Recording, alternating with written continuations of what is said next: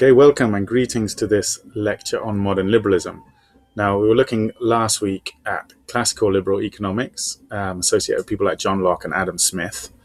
But John Locke, who was really the founder of classical liberalism, developed his ideas before the onset of modern industrial capitalism.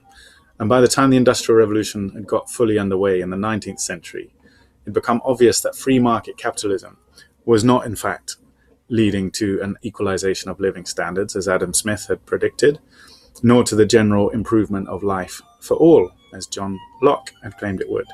In fact, the wealth produced by industrialization came hand in hand with the growth of huge slums, massive poverty, and unprecedented inequality. So laissez-faire capitalism alone was clearly unable to address these problems, and classical liberal economics would clearly need some revision.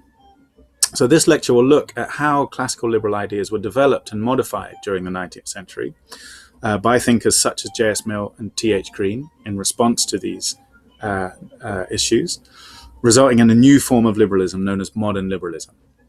The lecture will look at four key areas in which classical and modern liberal ideas diverge: human nature, individualism, freedom, and the role of the state in the economy. So to start off with, in terms of human nature, classical liberals had a view of human nature that people, as you know, people are driven purely by self-interest, rational self-interest. T.H. Green, however, the founder of modern liberalism, had a more positive view. He believed that people also had what he called a dual nature. That is, they did have a self-interested side. He didn't deny that. But he said that was not the end of the story. People also had a more altruistic side, caring and empathetic, sociable and cooperative, and possessed of social responsibilities. In his words, he said, quote, "What people seek is not simply pleasure, but a concept of themselves," end quote. And this concept of themselves, he said, incorporates a concept of what is right and just. In other words, people seek not just their own personal advancement and pleasure, but an identity which they can be proud of. We all want to consider ourselves good people, and therefore are intrinsically driven to do good things that help us to match our idea of what that means. Or in his words, we all want to do things that, quote, contribute to the common good. So essentially, Green's notion of dual nature, what it was seeking to do is reconcile the idea of freedom, individual freedom, with equality and a sense of community. In terms of individualism, classical liberals, as we know, believed in what we can call egotistical individualism, which emphasized self-interest and self-reliance. In essence, for classical liberals, individualism meant that each individual was responsible for no one but themselves and should selfishly pursue their own wants and needs. J.S. Mill, however, writing in the mid-19th century, laid the basis of a different kind of individualism, termed developmental individualism. Now, this form of individualism prioritized not simply the pursuit of individual pleasures, individual desires, but rather self-development. And by self-development, Mill meant the development and refinement of one's intellectual, moral, and aesthetic sensibilities. The development, in other words, of one's full potential as a human being. And rather than taking the individual as given, Mill believed it was something to be developed and enriched to reach its potential. And this developmental view of individualism had implications for what we actually understood to mean by freedom itself. Let's look at freedom. Classical liberals from Locke onwards embraced a concept of freedom which Isaiah Berlin later termed negative freedom. Now, when we say negative freedom, we don't mean negative in the sense of something bad, but rather that this type of freedom is defined by an absence of something rather than by the positive presence of something. So for classical liberals, freedom meant freedom from direct external constraints or direct external coercion, and in particular, freedom from state interference in private matters such as religion, political beliefs, or economic relationships. So long as the state kept out of these matters, then for Locke, people could be said to be free. It's almost the default position. As long as that state interference was not there, then you could be said to have your freedom. That's why it's called negative freedom. As long as that state interference or those external coercive measures were negated, then what was left was your freedom, defined by the absence of something, absence of state coercion. For Green, however, the absence of external legal constraints alone is not necessarily enough to guarantee genuine, full freedom. For Green, freedom meant the ability of the individual to reach their full potential, the full flourishing of their unique talents and capacities. This is what Isaiah Berlin later termed positive freedom, and it was positive in the sense that was defined by the presence of something, namely the full flourishing of the individual. So, to summarize the point so far, classical liberals believed in negative freedom, which meant freedom from direct external constraints. Modern liberals, on the other hand, believe in freedom to fully flourish as an individual, to be able to develop to the full one's individual needs and talents, and capacities. Now, if you think about it, this differing conception has far-reaching implications for the role of the state.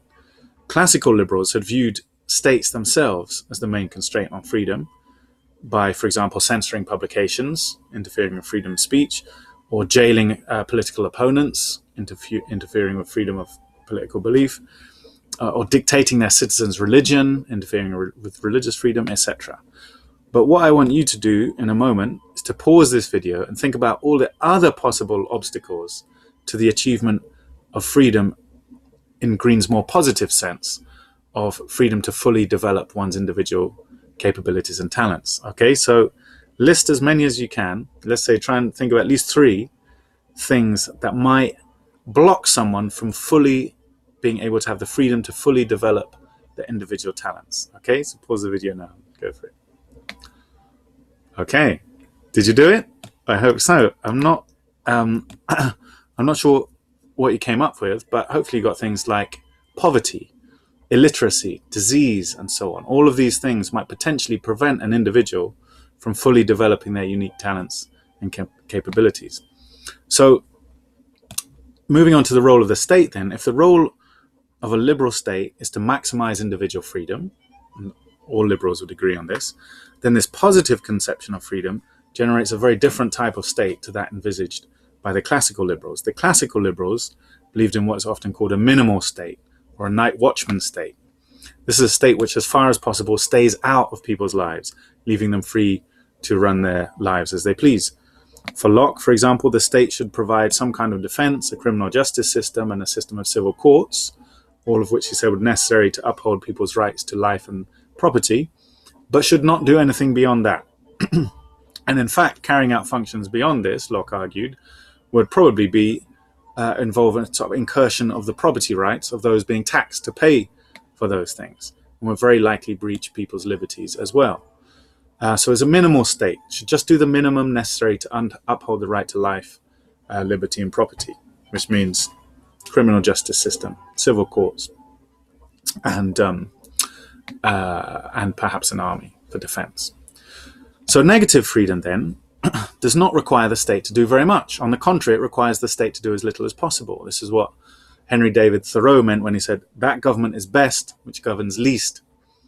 Modern liberals, however, believe not in a minimal state, but what they call an enabling state. Again, I want you to pause the video again in a second and think about this. If freedom means the freedom to fully develop one's unique capacities and talents, and this freedom can be blocked by things like disease, poverty, and illiteracy, what might the state have to actually do to provide for its citizens in order to remove these obstacles to freedom? Okay, so pause the video and think, what might the state's role be if it's actually given a role to create freedom by removing obstacles like poverty, illiteracy, disease, and so on? Okay, pause the video now, see what you come up with. Try and think of at least 3 things. Okay, did you do it? So obstacles to freedom such as disease, poverty, and illiteracy might need to be tackled, Green argued, by positive state action. States might need to provide, for example, education, healthcare, clean water. They might need to regulate business to ensure that employers are paying adequate wages and not forcing workers to work in dangerous, unhygienic, unhealthy conditions. They might need to regulate the housing industry to prevent slum housing being built without proper toilet facilities or ventilation. Or they might even need to provide affordable housing themselves. So this is what modern liberals mean by an enabling state, a state that enables people to fully develop their potential by providing the means necessary for them to achieve this. So you can see that this concept of positive freedom paves the way for a type of state with a far, far bigger role and more active role than that envisaged by classical liberals such as John Locke. Later liberals developed these ideas even further, with Keynes and Rawls, for example, supporters of fully fledged modern, what we would call now, welfare states. So to summarize, modern liberals developed and in many ways challenged classical liberal ideas in four main areas: human nature, individualism, freedom, and the state, and particularly the role of the state in the economy. But it's important not to overstate the differences between classical and modern liberals. There are many areas in which they're in agreement. And in fact, before we go on, pause the video again, try to think of at least three things that classical and modern liberals actually agree on.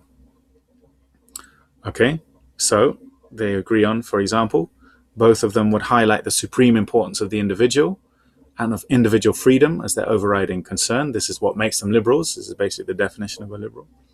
Both believe in limited government achieved through constitutionalism and the fragmentation of political power. And both believe in an essentially privately owned market economy, capitalist economy basically. But nevertheless, modern liberalism marked a major departure from classical liberalism in many ways, and in particular, its acceptance of non-selfish drives in human nature and of a much larger role for the state in the economy fundamentally challenged the classical liberal emphasis on self-reliance. Okay, we'll leave it there. Thanks for listening.